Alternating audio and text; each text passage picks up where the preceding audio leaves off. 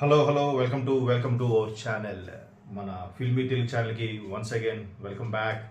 మనం ఈ మధ్యకాలంలో సినిమాల కన్నా బిగ్ బాస్ సంబంధించిన ఎక్కువగా చేస్తున్నాం. దానికి మీరు ఆదరిస్తున్నందుకు థ్యాంక్ యూ సో మచ్. అయితే బిగ్ బాస్ సీజన్ 8 నడుస్తుంది అన్లిమిటెడ్గా ఉంటున్నారు. ఇన్ఫినిటివ్ సింబల్తో ముందుకెళ్తుంది. అయితే ఇక్కడ ఎలిమినేషన్లో మాత్రం చాలా బాగా సస్పెన్స్ని క్రియేట్ చేస్తున్నారు. ఆ సస్పెన్స్ తగ్గట్టుగానే ఎక్స్పెక్ట్ చేయని వాళ్ళు ఎలిమినేట్ అవుతున్నారు. కానీ మన ఛానల్ ప్రేక్షకులకి, మన ఛానల్ సబ్స్క్రైబ్ చేసుకున్న వాళ్ళకి మాత్రం అది ముందుగానే రివీల్ చేస్తున్నాం. దానికి తగ్గట్టుగానే సోనియా ఎలిమినేట్ అవుద్దని థర్స్డే ఈవినింగే మేము చెప్పాము. సండే నైట్ సోనియా ఎలిమినేషన్ అయిపోయింది. సో మనకెలా తెలుస్తుంది అంటే, మీరు మామే పెట్టుకున్న ఎక్స్పెక్టేషన్స్ మమ్మల్ని ఆదరిస్తున్నందుకు దాన్ని ఎలాగైనా చేయాలి, మేమందరం మా టీం అంతా కలిసి డిఫరెంట్గా చేయాలని అనుకుంటున్నాం, ఎలాగైనా మీకు క్యాచీగా అవ్వాలనుకుంటున్నాం. మాకు అంత సబ్స్క్రైబర్స్ కెపాసిటీ లేకపోయినప్పుడు కూడా మిమ్మల్ని అలరించాలని ప్రయత్నిస్తున్నాం. దాంతో మేము పెంచుకోవాలని కూడా చూస్తున్నాం. సో సాటర్డే సండే ఎలిమినేషన్కి సంబంధించి ఒక్కొక్కరుగా సేఫ్ అయ్యారు.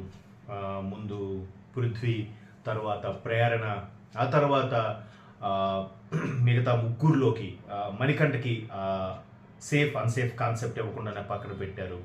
తర్వాత కన్ఫెషన్ రూమ్లోకి వెళ్ళిన తర్వాత ఆదిత్య ఓం కూడా సేఫ్ అయినట్టుగా చూసాం.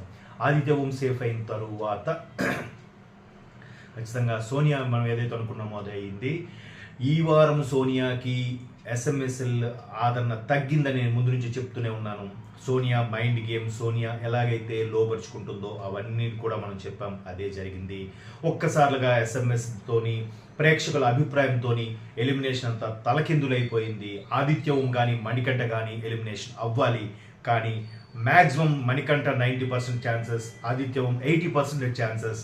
సేఫ్ జోన్లో సోనియా ఉందనుకున్నది మనం చెప్పింది కరెక్టే. కానీ ఎస్ఎంఎస్లు, ప్రేక్షకుల ఆదరణ, తర్వాత సోనియా మైండ్ గేమ్ ఇవన్నీ వెరసి సోనియా ఎలిమినేషన్ అయిపోయింది.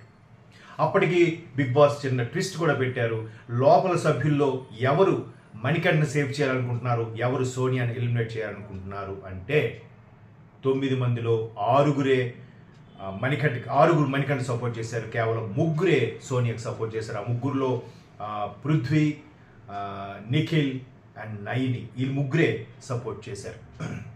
సో ఖచ్చితంగా సోనియా ఎలిమినేషన్ అవుతుంది. కాకపోతే సోనియాలో మనకు బాగా నచ్చింది, బాగా అనిపించింది ఏంటంటే, స్టేజ్ మీదకి వచ్చాక కూడా even Nikhil as a male, ఇచ్చే మగాన్ని నమ్మకూడదు అంటారు, బట్ మేల్గా తను కూడా మచ్చ అనుకుని కళ్ళలు నీరు తెచ్చుకొని తుడుచుకున్నాడు. బట్ సోనియా అదే ధైర్యంతో, అదే కాన్ఫిడెన్స్తో, ఎక్కడ నవ్వు చెక్కు చెదరకుండా, ఏడవకుండా వెళ్ళింది. ఫస్ట్ టైం సోనియా కన్నీరు పెట్టుకోకుండా వెళ్ళింది. ప్రతి కంటెస్టెంట్ కూడా ఎలిమినేషన్ అవుతున్నప్పుడు ఖచ్చితంగా ఎమోషనల్ అవుతారు, ఇక్కడ అవ్వకుండా వెళ్ళింది.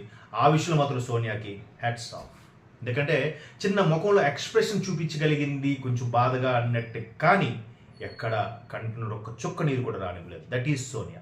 సో ఏ కాన్ఫిడెన్స్తో అయితే, ఏ దీంతో అయితే ఆమె లోపల ఆర్గ్యూ చేసి అదే స్టాండ్తో ఉందో, అదే కాన్ఫిడెన్స్తో సోనియా ఎలిమినేషన్ కూడా అయిపోయింది. చాలా బాగా అనిపించింది. నెక్స్ట్ ఎలిమినేషన్ ఖచ్చితంగా మణికంఠ అనిపిస్తుంది. చూద్దాం. ఈలోగా వీక్ మధ్యలో కూడా ఎలిమినేట్ చేయబోతున్నారు. ఎందుకో తెలుసా? మన ఛానల్ ఫాలో అవుతుంటే మీకు అవి కూడా తెలియజేస్తాను. వీక్ మధ్యలో ఎలిమినేట్ చేసి వైల్డ్ కార్డ్ ఎంట్రీ ద్వారా ఈసారి 5 కంటే ఎక్కువ మందిని లోపలికి తీసుకొచ్చే ఛాన్సెస్ కూడా కనిపిస్తున్నాయి. మొత్తం మీద ఇప్పటికీ ఆల్రెడీ బేబక్క, శేఖర్ భాష, అభయ్, సోనియా 4గురు వెళ్ళిపోయారు. 14లో 10 మందే ఉన్నారు.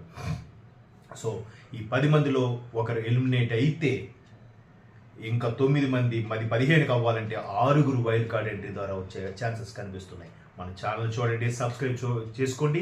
ఇట్లాంటి అప్డేట్స్ మీకోసం అందించడానికి సిద్ధంగా ఉంటాం. అంతవరకు మన ఛానల్ సబ్స్క్రైబ్ చేసుకోండి, లైక్ చేయండి. బాయ్.